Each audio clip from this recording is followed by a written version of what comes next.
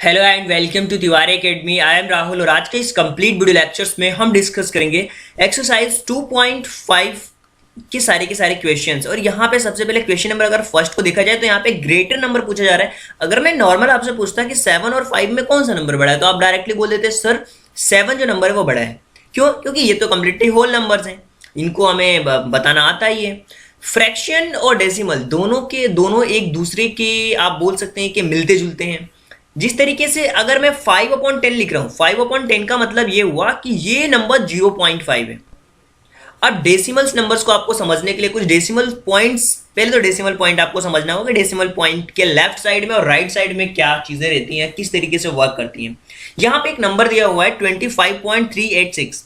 अब जो 25.386 दिया हुआ है तो जो इस तरफ नंबर यानी कि आपकी स्क्रीन का वो लेफ्ट नंबर होगा। अगर आपकी स्क्रीन की तरफ से अगर मैं बात करूं तो ये इस तरफ तो राइट होगा, लेकिन मैं लेफ्ट ही है, इसको मैं लेफ्ट की तरफ में मानता हूं, ये लेफ्ट है। ओके, लेफ्ट और ये है राइट। अब ये लेफ्ट की तरफ और राइट की तरफ आपको ध्यान देना है, आप अपने हिसाब से देखिएगा, कंफ्यूज नहीं होइएगा। अगर आप पॉइंट पे हैं तो पॉइंट के लेफ्ट साइड में जाएंगे तो वो नंबर बिगर होता जाएगा। यानी कि पॉइंट के लेफ्ट साइड में अगर कोई वैल्यू दी हुई है तो वो हमारे होल नंबर्स में आती है, जिसको हम unit, tens, 100, thousands, 10,000, million, billions, इस तरह के नंबर्स हमारा बढ़ता जाता है।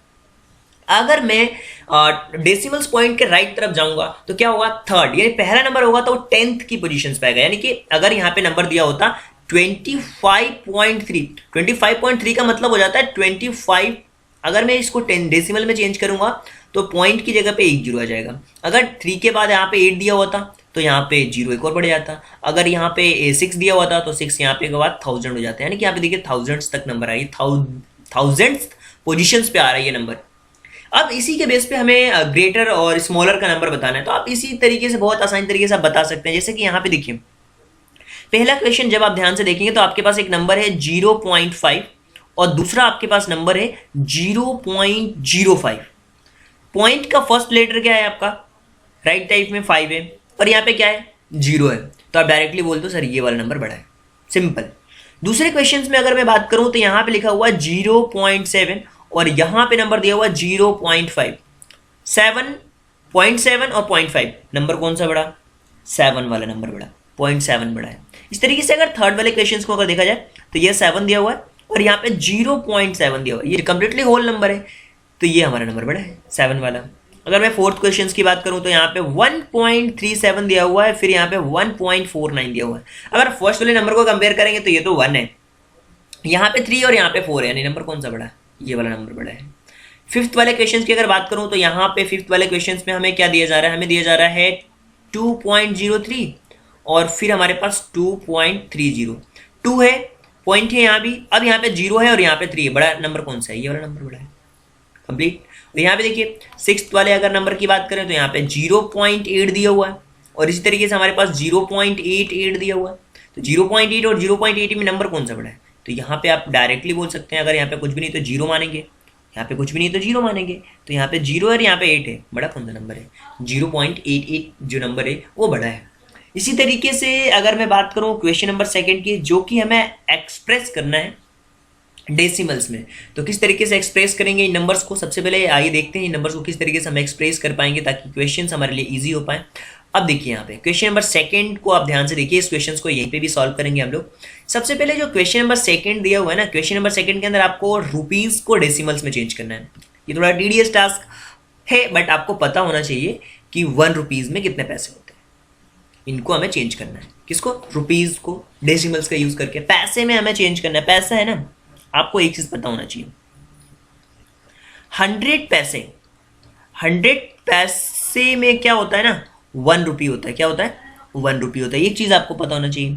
अगर मैं बात करूं इसी तरीके से, चलो अगर मैं पूछूं अच्छा 1 पैसे को अगर मैं चेंज करूं रुपीज में तो क्या हो जाएगा, 1 पैसे इक्वल टू क्या हो जाएगा, 1/100 हो जाएगा। क्या हो जाएगा, 1/100। और 1/100 का मतलब क्या, 0.001, 0.01 ये होगा, करेक्ट।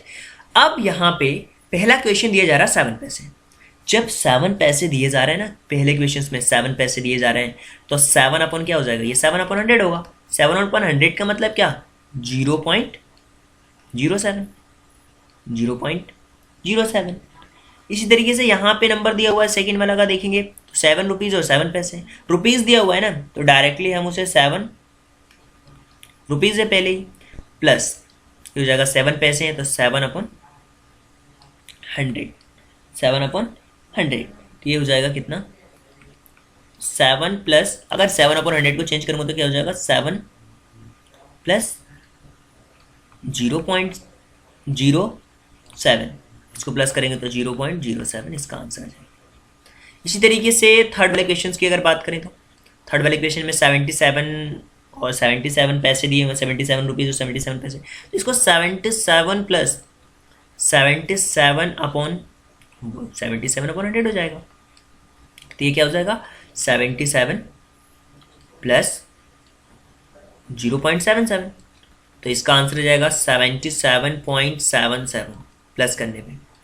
अच्छा, पॉइंट वाले नंबर्स को प्लस करना बहुत आसान है। अगर मैं 5.23 को प्लस करना हो 7.225 से, तो पॉइंट के नीचे पॉइंट को रख के हम लोग प्लस कर देते हैं। ओके, 12.48 आ जाएगा। इसी तरीके से हम पॉइंट वाले नंबर्स को प्लस करते हैं। फोर्थ में दिया हुआ 50 पैसे, 50 पैसे का मतलब क्या 50/100 हो जाएगा 0.50। इस तरीके से फिफ्थ क्वेश्चन दिया जाए 233 पैसे, तो 235/100, तो ये हो जाएगा हमारा 2.35। तो ये कंप्लीट क्वेश्चंस दिए थे। तो आई होप कि ये कंप्लीट जो वीडियोस है आप सभी लोगों को समझ आई होगी, जिसके अंदर हमने क्वेश्चन नंबर फर्स्ट और क्वेश्चन नंबर सेकंड को डिस्कस किया। अब हम आगे के वीडियो लेक्चर्स में डिस्कस करेंगे क्वेश्चन नंबर थर्ड से। आई होप कि ये वीडियो लेक्चर्स आप सभी लोगों को पसंद आया होगा। Thank you so much, thanks for watching my video.